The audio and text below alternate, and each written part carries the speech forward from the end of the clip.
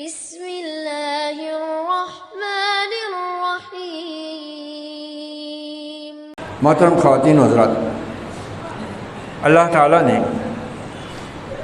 اپنے بندوں کی ہدایت اور رہنمائی کے لیے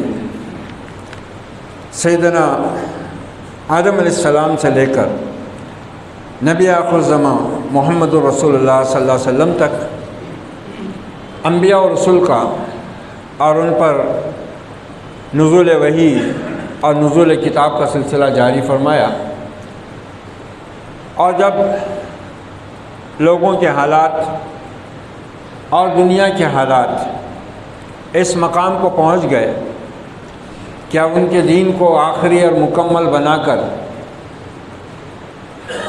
محفوظ کر دیا جائے، تو پھر اللہ نے اپنے نبی آخر الزمان پر اپنی آخری کتاب اور اپنا دین مکمل صورت میں اتار کر محفوظ کرنے کا اعلان کر دیا، اور فرما دیا کہ اب جس کو بھی میری رضا پانا ہے، جس کو بھی آخرت میں کامیاب ہونا ہے، جس کو بھی دنیا میں عزت کی زندگی اللہ کی تائید و نصرت کے ساتھ گزارنی ہو، وہ اسلام کے سوا کوئی اور راستے پر نہ چلے۔ ان الدین عند اللہ الاسلام۔ اس کے علاوہ بھی بہت سے ہو سکتے ہیں راستے جن میں کچھ بھلائی ہو، خیر ہو، لیکن اللہ نے اس کو بھی واضح کر دیا۔ وَمَن يَبْتَغِي غَيْرَ الْإِسْلَامِ دِينًا فَلَن يُقْبَلَ مِنْهُ وَهُوَ فِي الْآخِرَةِ مِنَ الْخَاسِرِينَ۔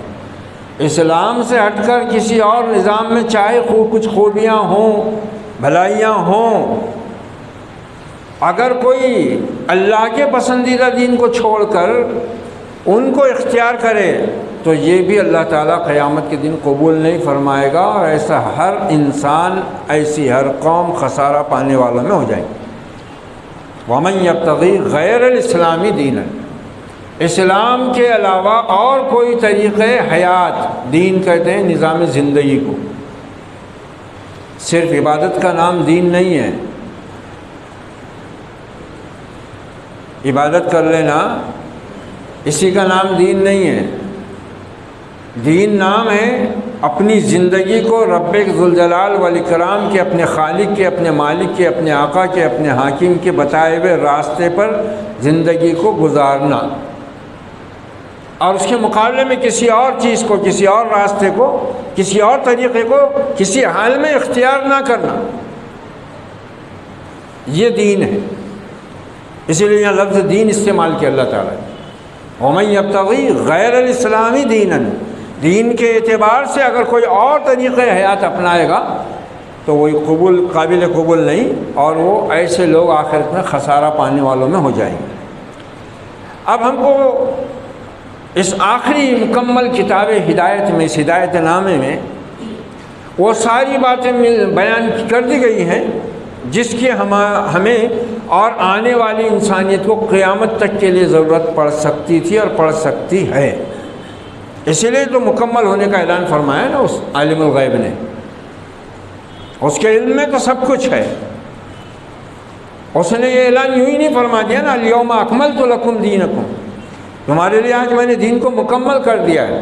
مکمل کا مطلب کیا ہوتا ہے؟ کسی چیز کو مکمل کب کہا جاتا ہے؟ جب اس میں کسی قسم کی کوئی خرابی، خامی، نقص نہ موجود ہو، وہ ہر اعتبار سے مکمل ہو چکی ہو۔ اور پھر رب ذوالجلال سے بڑھ کر کس کی بات سچی ہو سکتی ہے؟ وَمَنْ أَصْدَقُ مِنَ اللَّهِ حَدِيثًا، اللہ سے بڑھ کر سچی بات کرنے والا کون ہے بھائی؟ اور وہ کہہ رہا ہے اپنی کتاب میں کہ میں نے اس دین کو تمہارے لیے آج مکمل کر دیا، میری نعمت تمام کر دی ہے تم پر اس دین کی شکل میں، یہ کتاب بھیج کر اور یہ نبی بھیج کر، سب سے بڑا احسان کر دیا ہے میں نے تم پر۔ اب ہم دیکھیں کہ محمد رسول اللہ صلی اللہ علیہ وسلم نے اللہ کے اس دین کو، اللہ کی توحید کے اس پیغام کو، شرک، کفر اور گمراہی کے بدترین انجام کو اور ایمان اور نیک عمل کے بہترین اور اعلیٰ ترین انجام کو لوگوں کے سامنے کس طرح پیش کیا آپ نے؟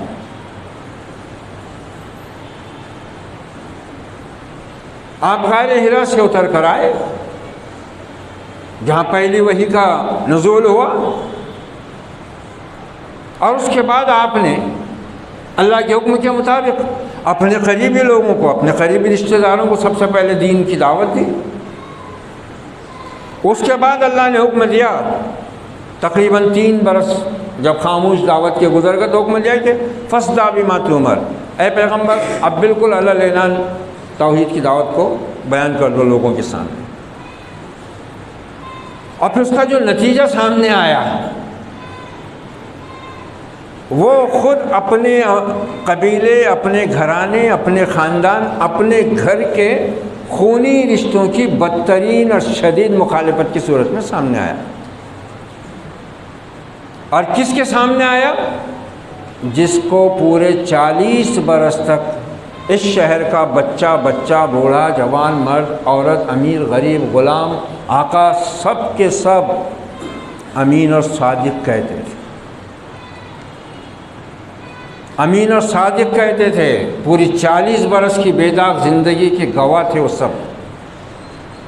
اور پھر انہوں نے کہا تو جھوٹا ہے۔ سوچئے ذرا کہ اس نبی کے دل پر اس وقت کیا گزری ہوگی جب ان لوگوں نے، جنہوں نے امین اور صادق کا خطاب دیا تھا، جب اس نبی نے، اس شخص نے سب سے دنیا کی سچی بات، اچھی بات کہی ان کے سامنے، اس کو جھوٹا، پاگل، مجنون، شاعر، کاہن قرار دیا گیا۔ اور پھر یہاں سے یہ بات چلتی رہی، آپ دعوت حق پیش کرتے رہے اور مخالفین اپنے عناد مخالفت میں دن بدن آگے بڑھتے گئے۔ ظلم اور تشدد کا آغاز ہوا، ظلم و تشدد کا آغاز ہوا، لیکن اس پورے عرصے میں جو 13 برس پر محیط ہے مکے کا دور مکی، آپ صلی اللہ علیہ وسلم نے یا آپ پر ایمان لانے والے کسی صحابی نے نہ کوئی احتجاج کیا، نہ جلسے لیے، نہ جلوس نکالے، نہ کوئی خفیہ کارروائیاں کرنے کا انہوں نے کوئی منصوبہ بنایا، کچھ نہیں، کچھ بھی نہیں۔ بس اللہ کا رسول ان سے کہتا تھا، قرآن وہی لے کر آتا تھا اور کہتا تھا بس فاصبر صبرا جمیلا، بہتر طریقے سے صبر کرو، جمے رہو، ان دشمنان حق کو اپنی چالیں چلنے دو، انہم یکیدون کیدا، ان کو اپنی چالیں چلنے دو، یہ اپنی ظلم و تشدد کے ذریعے چاہتے ہیں کہ حق کو مٹا کر رکھ دیں۔ یریدون لیطفئوا نور اللہ بافواہہم، اللہ نے واضح کیا اس کو، یہ چاہتے ہیں کہ اپنی پھوکوں سے اللہ کے چراغ کو بجھا دیں، ہدایت کے چراغ کو بجھا دیں۔ اور اللہ کیا چاہتا ہے؟ واللہ متم نورہ، اللہ تو اپنی اس نور کا اتمام کر کے چھوڑے گا۔ اس نے بھیجا ہی رسول کو اسی لیے، ایک بار نہیں 3 بار اس آیت کو قرآن مجید میں دہرایا گیا ہے، والذی بعث هو الذی ارسل رسولہ بالہدی والدین الحق لیظہرہ علی الدین کلہ، وہ ایسی ذات ہے کہ جس نے بھیجا ہی اپنے نبی کو دین ہدا اور حق کے ساتھ کہ وہ تمام ادیان باطلہ پر اس کو غالب اور نافذ کر کے چھوڑ دے۔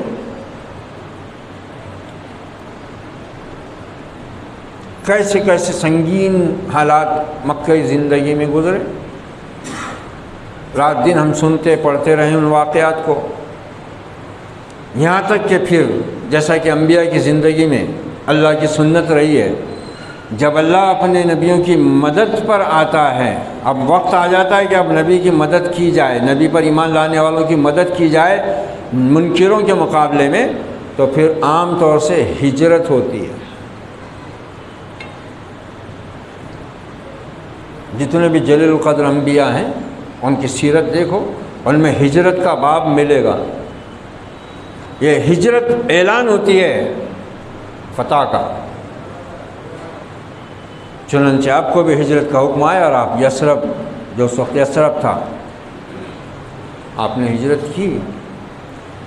اب ہجرت کر کے جب آپ مدینہ منورہ پہنچے تو پھر سب سے پہلا کام آپ نے کیا کیا؟ آپ نے مسجد قباء کی بنیاد رکھی۔ مسجد قباء کی بنیاد رکھی، اور اس کے بعد جب اصل بستی میں پہنچے آپ مدینہ میں، تو پھر وہاں پر بھی آپ نے سب سے پہلا کام جو کیا وہ مسجد کی بنیاد رکھنے کا تھا۔ مسجد نبوی کی بنیاد رکھی گئی۔ اب یہ مسجد کیا ہے، اس کو ذرا ہم کو سمجھنا ہے، اسلام کو بھی تھوڑا سمجھنا ہے اس نقطۂ نظر سے، اور مسجد کو بھی سمجھنا ہے۔ سب سے پہلی بات جو اللہ رب العزت اپنی کتاب میں بیان فرماتا ہے وہ کیا ہے؟ انما یامر مساجد اللہ من آمن باللہ وبالیوم الآخر واقام الصلاۃ وآتى الزکاۃ ولم یخش الا اللہ فعسى اولئک ان یکونوا من المہتدین۔ یہ سورہ توبہ ہے، آیت نمبر 18، کہ آباد کرتے ہیں مسجدوں کو وہی لوگ، اللہ کی مسجدوں کو، مساجد اللہ۔ سب سے پہلی بات تو یہاں یہ ہے، اور پھر سورہ جن میں بھی اس کو کھول کر بیان کیا کہ مسجدیں کسی کی ذاتی جاگیر اور کسی جماعت اور مسلک کی نہیں ہوتی، مسجدیں اللہ کی ہیں۔ مسجدیں اللہ کی ہیں۔ سورہ جن میں صاف طور سے کہا ان المساجد للہ، بے شک جتنی مسجدیں ہیں روئے زمین پر ساری کی ساری اللہ کی ہیں۔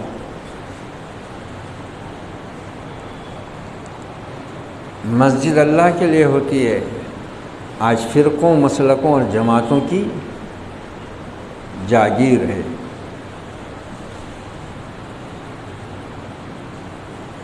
کیسے آباد ہوگی؟ مسجد اللہ کے لیے بنائی جاتی ہے۔ کس لیے بنائی جاتی ہے؟ تاکہ اس میں اللہ کا ذکر ہو۔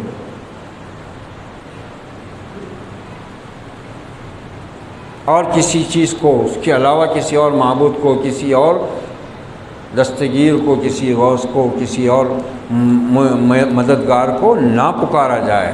ان المساجد للہ فلا تدعوا مع اللہ احدا۔ اور یہاں یہ آیت کہہ رہی ہے کہ اللہ کی مسجدوں کو آباد کرنے والے لوگوں میں کیا صفت ہوتی ہے؟ انما یامر مساجد اللہ من آمن باللہ۔ ایمان تو ہر چیز کی پہلی شرط ہے، بنیاد ہے۔ وہ جو ایمان لائے اللہ پر، والیوم الآخر، اور آخرت کے دن پر، واقام الصلاۃ، نماز قائم کرنے والے، وآتی الزکاۃ، زکوٰۃ دینے والے، یہ تو ہے، لیکن آگے جو صفت ہے نا یہاں پر ختم ہے۔ ولم یخش الا اللہ، اللہ کے سوا کسی سے نہ ڈرنے والے، یہ لوگ ہیں مسجد کے آباد کار۔ مسجد ان سے آباد ہوتی ہے۔ ایمان رکھتے ہیں اللہ پر، آخرت پر، نماز کا قیام اپنا فرض سمجھتے ہیں، نماز کو قائم کرتے ہیں، اور زکوٰۃ ادا کرتے ہیں، اور پھر اللہ کے سوا کسی سے نہیں ڈرتے۔ فَعَسَىٰ أُولَٰئِكَ أَن يَكُونُوا مِنَ الْمُهْتَدِينَ۔ اس لیے اللہ تعالیٰ یہاں پر کہہ رہا ہے کہ اسی سے امید ہے کہ یہ لوگ اپنے رب کی طرف سے ہدایت یافتہ ہوں گے، ہدایت یافتہ لوگوں میں شامل ہوں گے۔ یکونوا من المہتدین، ہدایت یافتہ لوگوں میں ان کا شمار ہوگا۔ کن کا؟ جو اللہ کی مسجدوں کو آباد کرتے ہیں۔ وہ کون ہیں؟ ایمان والے، آخرت پر یقین رکھنے والے، نماز قائم کرنے والے، زکوٰۃ دینے والے، اللہ کے سوا کسی سے نہ ڈرنے والے۔ کیا آج مساجد میں یہی ہو رہا ہے؟ کیا مساجد کے آباد کار آج یہی لوگ ہیں؟ اور کیا ان مسجدوں کا استعمال ویسا ہی ہو رہا ہے جیسا نبی پاک صلی اللہ علیہ وسلم نے مسجدوں کی تعمیر کا بتایا اور آپ نے اس کا استعمال کیا ہے۔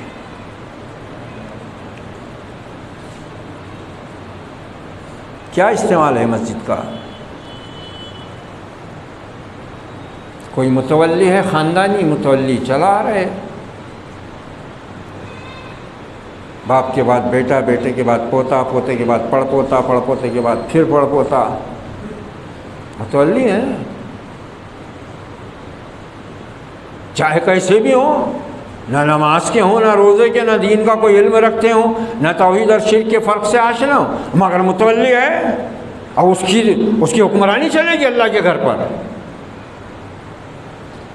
یا پھر کمیٹی ہے تو صدر سیکریٹری اس کے وارث ہیں۔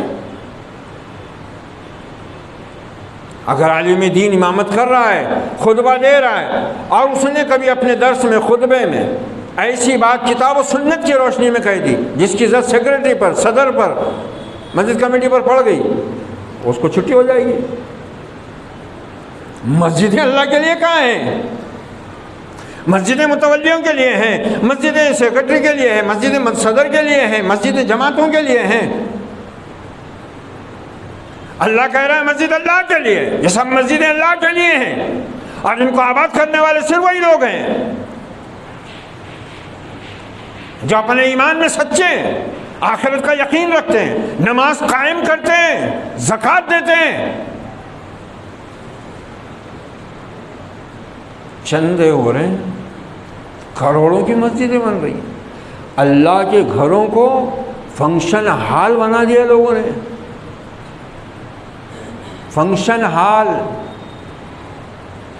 اے سی لگی ہوئی ہے،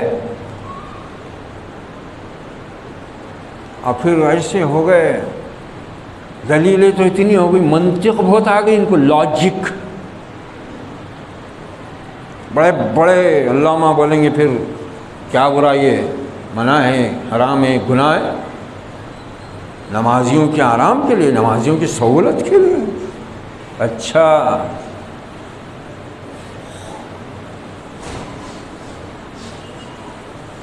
تیرے صوفے ہیں افرنگی، تیرے قالی ہیں ایرانی، لہو مجھ کو رلاتی ہے جوانوں کی تن آسانی۔ یہ اللہ کے گھر، یہ ملت کا مرکز، یہ ملت کا دل، یہاں سے ملت کے سارے کام انجام دیے جاتے تھے، ملت کا ہر مسئلے کا حل اللہ کے ان گھروں میں کیا جاتا تھا۔ یہ مسجدیں اللہ کے لیے تھی، اور اللہ کا ہر بندہ ان میں اپنا ہر مسئلے کا حل لے کر آتا تھا، دین کا بھی، دنیا کا بھی، آخرت کا بھی۔ کیا ہے آج مسجدیں؟ کروڑوں روپیہ ملت کا ان پر لگایا جا رہا ہے، ایک سے ایک عالی شان مسجدیں۔ ویسے قیامت کے جو فتنوں کا ذکر ہے اس میں ان فتنوں کا بھی ذکر ہے کہ مساجد جو ہیں وہ بہت عمدہ اور انتہائی اعلیٰ بنائی جائیں گی، اور ان پر کثیر رقم خرچ کی جائے گی، ان کو انتہائی اعلیٰ طریقے پر سجایا سنوارا جائے گا۔ وہی چل رہا ہے، وہی چل رہا ہے۔ نبی نے جو مسجدیں بنائیں اور جس مقصد کے لیے مسجد بنانے کا حکم دیا گیا، اور اسلام میں مسجد کا جو مقام ہے، اور ملت کے لیے اس مسجد میں جو خیر و برکت اور اتحاد کی قوت مضمر ہے، اس سے کسی کو لینا دینا نہیں ہے،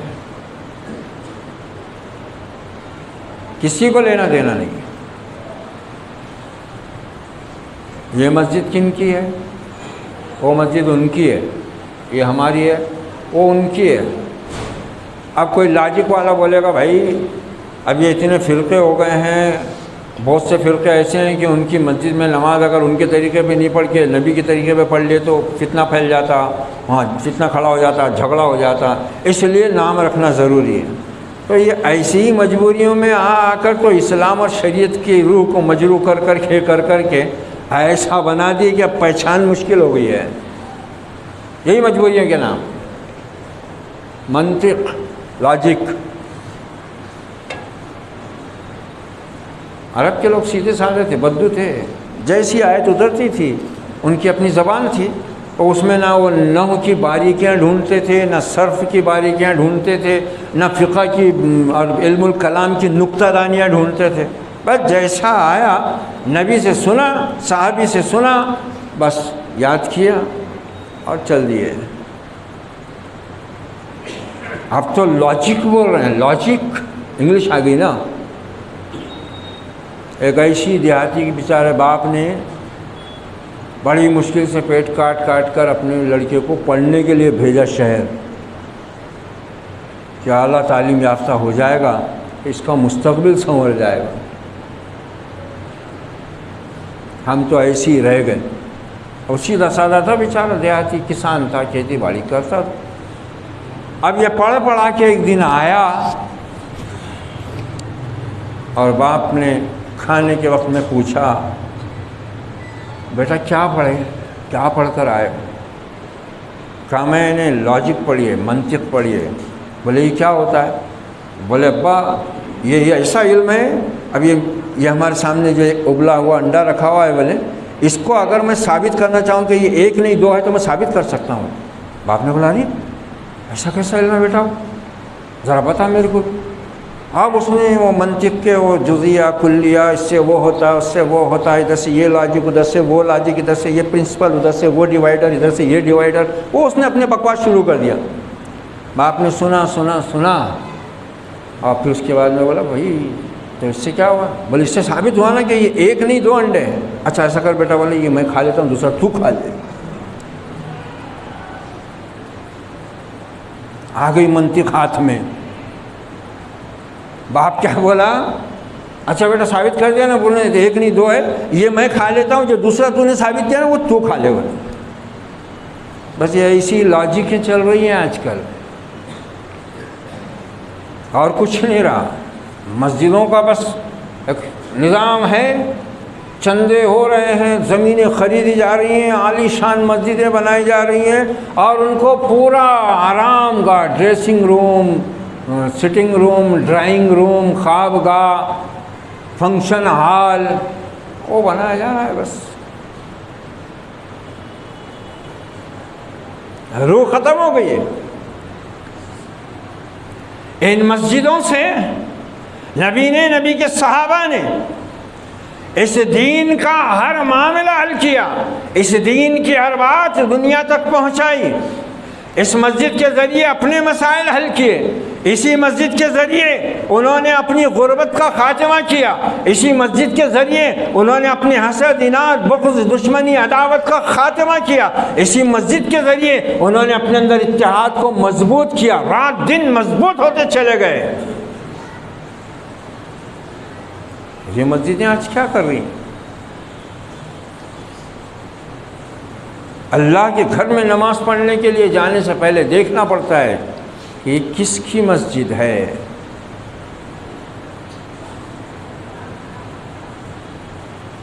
یہ کس کی مسجد ہے؟ قرآن تو کہہ رہا ہے مسجدیں تو اللہ کی ہیں، اور اسی لیے ہے کہ اللہ کا ذکر بلند کیا جائے، کسی اور کا ذکر وہاں بلند نہ ہو، یا نبی کی بات ہو یا اس کے بھیجنے والے رب کی بات ہو.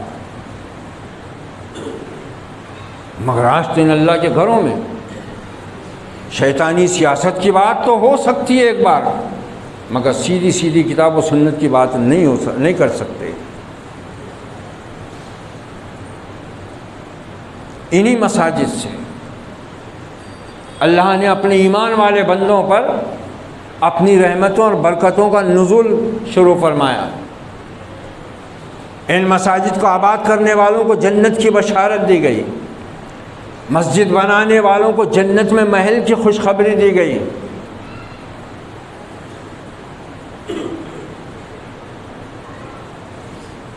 انما یعمر مساجد اللہ من آمن باللہ والیوم الاخر. مسجدوں کو تو وہی لوگ آباد کرتے ہیں جو ایمان لاتے ہیں، اللہ پر اور آخرت پر یقین رکھتے ہیں، اور نماز قائم کرتے اور زکوٰۃ دیتے ہیں، اور اللہ کے سوا کسی سے نہیں ڈرتے.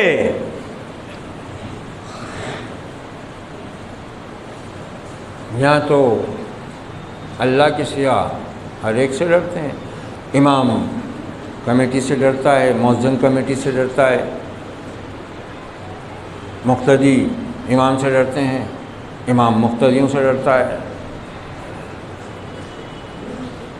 جو متولی ہیں مسجد کے وہ اللہ سے نہیں ڈرتے، باقی سب سے ڈرتے، حکومت سے ڈرتے، وقف بورڈ سے ڈرتے، عدالتوں سے ڈرتے، پینل سے ڈرتے، چینل سے ڈرتے، اللہ سے نہیں ڈرتے. وہ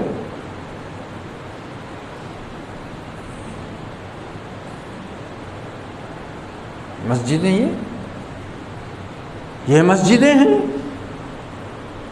مسجدوں کا استعمال کیا ہے؟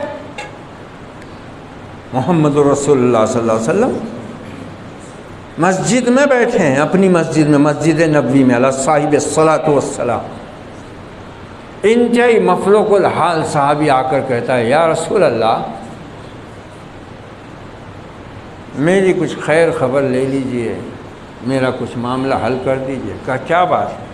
کہا اللہ کے رسول کچھ پاس نہیں، یہ جو میرے بدن پر آپ میلی کچیلی جگہ جگہ سے پھٹی ہوئی چادر دیکھ رہے ہیں، یہی میرا سرمایہ ہے، اسی کو بچھا کر سو جاتا ہوں، اسی کو اوڑھ لیتا ہوں. مسجد سے کیا ہوتا دیکھو، یہ مسجدیں کس لیے تھیں، آپ نے اس وقت کیا استعمال کیا. لوگ بیٹھے ہوئے تھے، وہ صحابی آ کر اپنی صورتحال بیان کر رہے ہیں. اللہ کے رسول نے اپنے صحابہ کی طرف ایک نظر اٹھا کر کہا تم میں سے کون ہے جو اس چادر کو خریدنا چاہتا ہے؟ میلی چادر پھر جگہ جگہ سے پھٹی ہوئی، کون خریدے بھائی؟ کون خریدے گا؟ ایک صحابی نے کہا یا رسول اللہ میں اس کو 1 درہم میں لے لیتا ہوں، چونکہ بات رسول اللہ کی تھی اور اس وقت حالات سب کے ہی تقریباً تنگی کے چل رہے تھے. انگلی پر گنے جانے والے لوگ تھے جو کچھ وہ بھی ان کے پاس بھی تھا، کیونکہ وہ اللہ اس کے رسول کے لیے یہ زکوٰۃ صدقات یہ سب لگا چکے تھے. دوسرے صحابی نے کہا یا رسول اللہ میں اس کے 2 درہم دیتا ہوں. کہا آپ نے کہا جی ٹھیک ہے چلو 2 درہم دو، اس کی چادر لے لو. نہ مانگنے والے کی عزت نفس کو ٹھیس پہنچی، نہ اس پر کسی نے احسان کیا، نہ دینے والے کو یہ لگا کہ میں نے کسی کی مدد کی اور اس پر احسان کیا ہے. اللہ کے رسول نے فرمایا 1 درہم لے، اس سے 1 کلہاڑی اور رسی لا اور 1 درہم اپنے کھانے پینے کے لیے رکھ لے. وہ صحابی بازار گئے، 1 درہم کی کلہاڑی رسی لے کر نبی کی خدمت میں آئے. آپ صلی اللہ علیہ وسلم نے اپنے دست مبارک سے اس میں ڈنڈا فٹ کیا. کہا دیکھ یہ لے جا، اس سے لکڑیاں کاٹ اور رسی سے باندھ کر بیچ، خود بھی کھا اوروں کی بھی مدد کر. اسلام اپنے ماننے والوں کو اس عزت اور خودداری کا سبق دیتا ہے، مانگنا نہیں سکھاتا.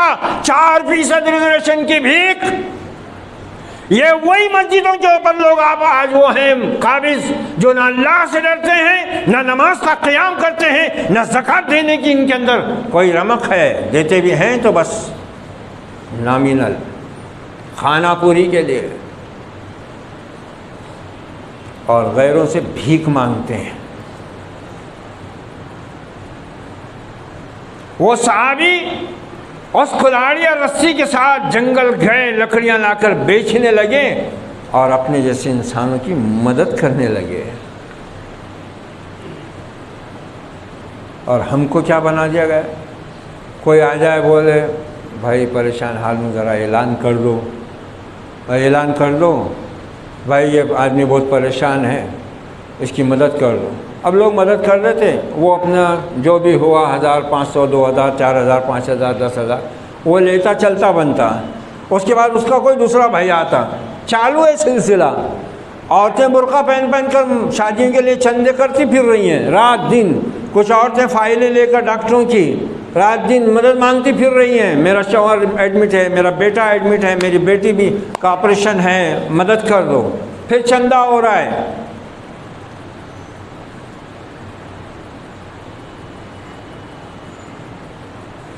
اسلام مسجد کیا کر رہی ہے؟ دیکھو، ایک شخص کی خودی کی حفاظت کر رہی ہے، اس کی عزت نفس کی حفاظت کر رہی ہے، اور اس کو اس طرح بنا رہی ہے کہ وہ مانگنے والوں سے نکل کر دینے والوں میں شامل ہو جائے۔ یہ مسجد نبوی سے ملا ہے سبق، محمد الرسول اللہ نے سکھایا ہے امت کو یہ سبق۔ کیا کہ ضرورت مند جو انتہائی مجبور ہو گیا ہے مانگ سکتا ہے، مگر امت کے افراد کی ذمہ داری ہے کہ اس کو اس مقام پر نہ پہنچنے دیں جہاں وہ اپنی عزت نفس گنوانے پر بھی مجبور ہو جائے۔ ایک شخص جنگل میں گیا، اچانک شیر کی دہاڑ سنائی دی تو ایک اونچے درخت پر چڑھ کر بیٹھ گیا، دیکھنے لگا چاروں طرف کدھر سے آ رہا ہے۔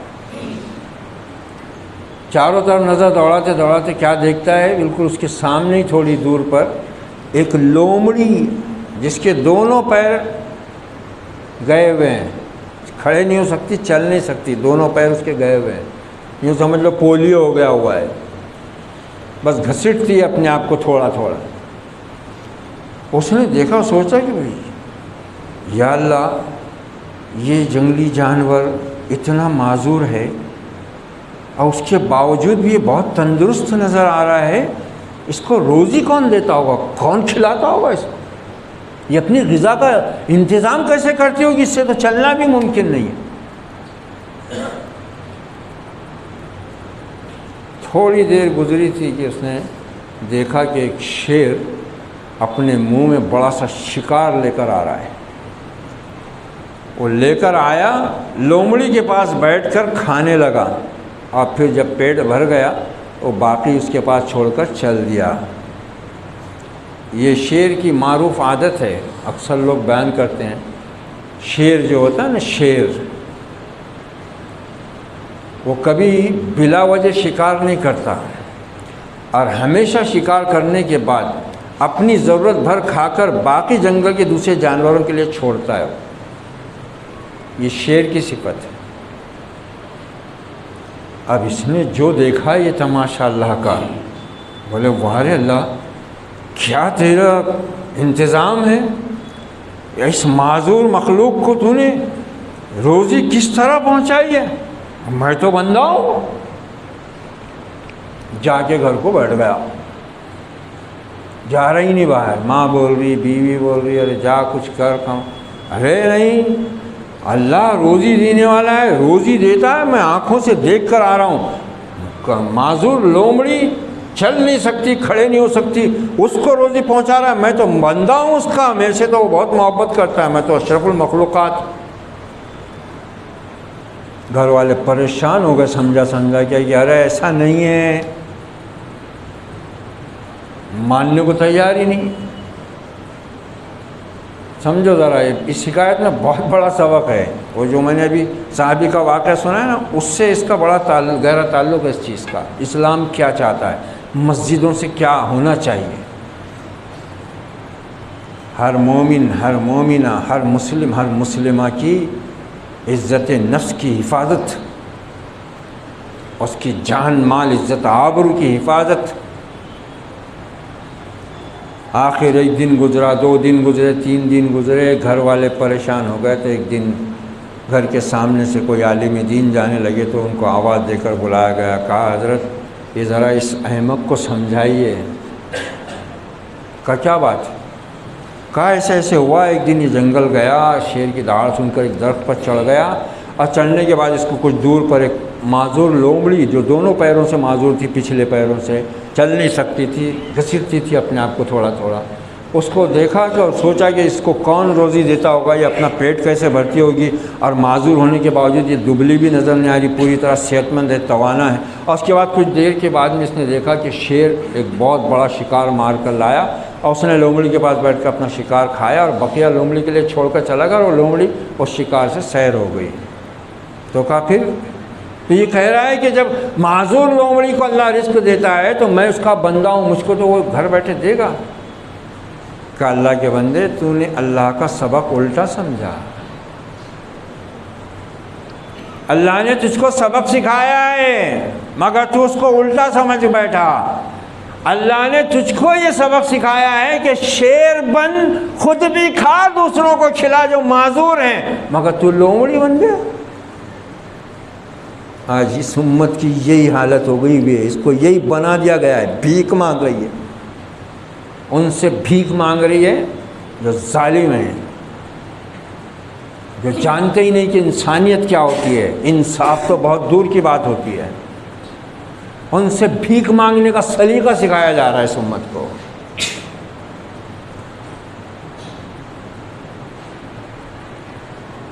یہی کہا تھا علامہ نے، کتنا خطرناک طنز کیا تھا۔ ان غلاموں کا یہ مسلک ہے کہ ناقص ہے کتاب، کہ سکھاتی نہیں مومن کو غلامی کے طریق۔ مسجد تو یہ ہے، مسجد کا مقام یہ ہے، صرف نماز پڑھنے، درس دینے، تقریر کرنے کے لیے مسجد نہیں ہے۔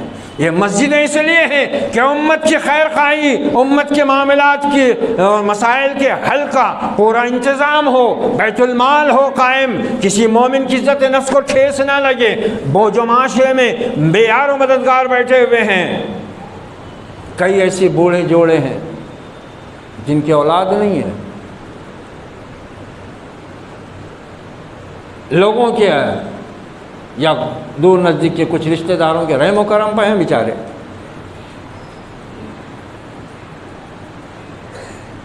محمد الرسول اللہ نے اپنی امت کو جو درس دیا وہ کیا تھا کہ اس امت میں کوئی بے آسرا، بے سہارا اپنے کو محسوس بھی نہ کرے، رہنا تو بہت دور کی بات ہے، کہاں سے کریں گے؟ مگر مسجدیں باپ کی جاگیر بنی ہوئی ہیں، جماعتوں کی جاگیر بنی ہوئی ہیں، متولیوں کی جاگیر بنی ہوئی ہیں، اور جو مسجدیں ہیں چل رہی ہیں ان کے اپنے نظامی ایسے ہیں، بس ان کے ڈیکوریشن پر ان کے اوپر لاکھوں روپے خرچ کرتے چلے جا رہے ہیں، امام مؤذن مر رہے ہیں فاقے سے، امام کی کوئی حیثیت نہیں ہے، جبکہ وہ امیر ہے، وہ مسلمانوں کا امیر ہے، اس کا امیر مسجد کمیٹی کا صدر اور سیکرٹری نہیں ہے، مسجد کمیٹی کا بھی امیر وہ امام ہی ہے اصل۔ کمیٹی تو نظم و نسق کے لیے ہے صرف، مگر کیا حیثیت ہے آج مسجدوں میں؟ امام کی کیا حیثیت ہے؟ مؤذن کی کیا حیثیت ہے؟ کیا تنخواہ ہے ان کی؟ کیا گزارا ہے ان کا؟ کوئی دیتا ہے؟ کوئی سوچتا ہے اس بارے میں؟ کروڑوں روپے آتے ہیں لوگوں کے پاس، کسی نے دیا کبھی کہ بھائی اللہ نے میرے کو یہ زمین اتنے مہنگے داموں پر بکوا دی ہے اور اتنے روپے میرے پاس آ گئے ہیں، یہ 2 لاکھ روپے میں اللہ کے اس گھر کو دیتا ہوں۔ 2 لاکھ؟ 200 نکلتے نہیں، یہ تو حرام خوروں کو پال رہے ہیں، مفت خوروں کو، یا پھر 2 نمبر کے دھندے ہیں تو رشوت خوروں کی جیب میں جا رہے ہیں لاکھوں روپے، ہزاروں روپے، یا پھر رب کی مار پڑ رہی ہے تو دواخانوں کے ڈاکو لوٹ رہے ہیں، معمولی بیماری ہے بل 4.5 لاکھ کا ہو رہا ہے، یہاں نہیں دیتے، جتنا آ جائے اتنا کم ہے، لاکھوں آ جائے نا۔ امت میں ایک عجیب سسٹم بنا لیا گیا ہے، بس کہیں کوئی آ جائے، ارے بھائی وہ غریب ہے ذرا اس کی مدد کر دو، دے دو بلا، اور کچھ تو اس کو بہت بڑا کام سمجھ کے بیچارے اس کو لے کے ہر دکان، ہر ہوٹل، ہر جگہ جاتے ہیں، ارے چل دے بلا 50 نکال 100، یہ اس کو دینے گئے، چل۔ یہ طریقے ہیں، یہ اس امت کے طریقے ہیں۔ جس کو غیرت کا یہ سبق سکھایا گیا.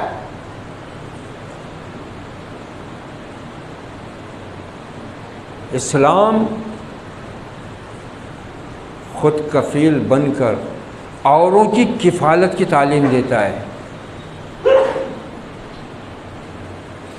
دوسروں کے بھروسے نہیں.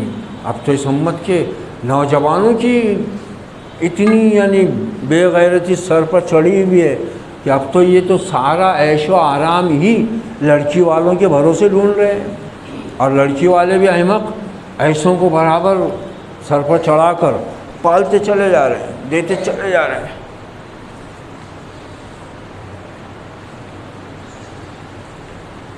دیتے چلے جا رہے ہیں. اور منطق کوئی اپنی جہالت والی چلا. کیا چلا رہے ہیں؟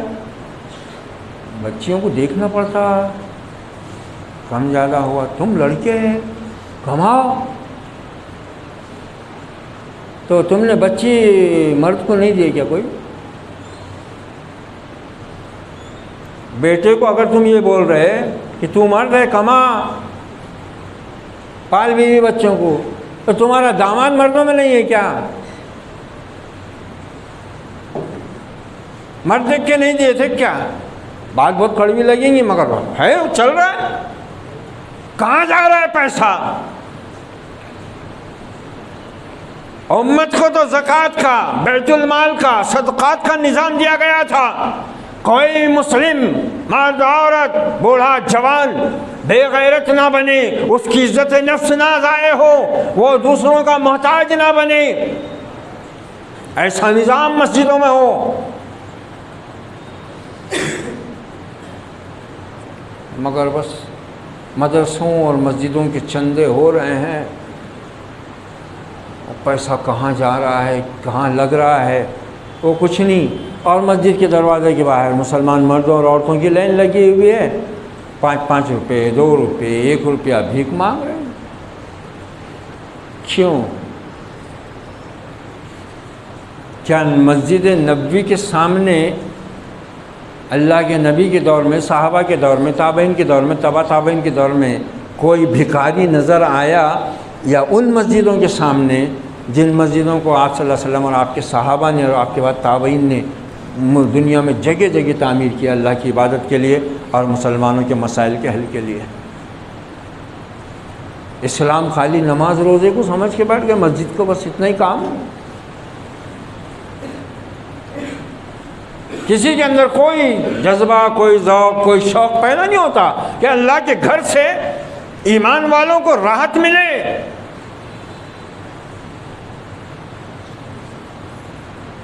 نہیں پیدا ہو.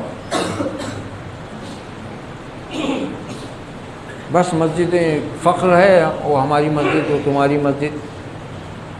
بس یہ اللہ کے گھر ہیں، کسی کے باپ کی، کسی جماعت کی، کسی مسلک کی، کسی متعلق کی جاگیر نہیں ہے، کسی کے جہیز میں آنے والی چیز نہیں ہے. ان کو آباد کرنا انہی لوگوں کی نشانی، انہی لوگوں کا کام، انہی لوگوں کا فرض، انہی لوگوں کی حیثیت اور صلاحیت ہے جن میں یہ خوبیاں پائی جاتی ہیں. یہ سورہ توبہ کی آیت کہہ رہی. اور اس کے بعد اللہ تعالیٰ نے آگے قریش کو پھٹکار لگائی ہے. اجعلتم سقایۃ الحاج و عمارۃ المسجد الحرام کمن آمن باللہ والیوم الآخر وجاہد فی سبیل اللہ. کیا تم نے ایک سمجھ رکھا ہے کہ یہ حاجیوں کو تم جو پانی پلاتے ہو اور یہ مسجد حرام کی آباد کاری کے لیے تم کچھ دوسرے کام کرتے ہو، یہ برابر ہے اس شخص کے برابر ہے تمہارا یہ کام جو ایمان لایا اللہ پر، آخرت کے دن پر، اور جو اللہ کے راستے میں مسلسل جد و جہد میں لگا ہوا ہے، جان سے بھی اور مال سے بھی. کیا خالی حاجیوں کو پانی پلا دینے اور مسجد کی صفائی وفائی کر کے کچھ کام انتظام انسلام کر لینے کو تم نے بہت بڑی چیز سمجھ لی ہے؟ یہی مقصد ہے. یہ مسجد ہے، یہ اللہ کا گھر ہے. یہاں سے اللہ اپنے بندوں کی ضرورتیں پوری کرتا ہے، سب کی، مالداروں کی بھی، غریبوں کی بھی، بیماروں کی بھی، صحت مندوں کی بھی. یہ وہ گھر ہے. اس کی عظمت کو پہچانو، اس کے مقام کو جانو، اس کے مقصد کو جانو. انشاءاللہ آگے کی آیات پر پھر انشاءاللہ آئندہ ہفتے گفتگو ہوگی اسی مسجد کے مرکزی مضمون کے تحت۔ اللہ تعالیٰ سے دعا ہے اللہ تعالیٰ ہمیں اور ہر مسلمان کو اپنے گھروں کی عظمت اور ان کے مقصد سے آشنا ہونے کی توفیق بھی عطا فرمائے، اور ہمیں اپنے ان گھروں کے ذریعے سے ان تمام خیر و برکات سے مستفید ہونے کی اللہ تعالیٰ توفیق عطا فرمائے جو اس نے اپنے ان گھروں کے اندر رکھی ہیں اور جو اس نے ان گھروں کو آباد کرنے والوں کے لیے رکھی ہیں۔ اللہ ہمیں اپنے گھروں کا آباد کرنے والا بننے کی توفیق اور ہمت عطا فرمائے۔ اقول قولی ھذا واستغفر اللہ لی ولکم ولسائر المسلمین فاستغفروہ انہ هو التواب الرحیم ورب کریم وصلی اللہ علی النبی وعلی آلہ واصحابہ اجمعین والعاقبۃ للمتقین۔ والسلام علیکم ورحمۃ اللہ وبرکاتہ۔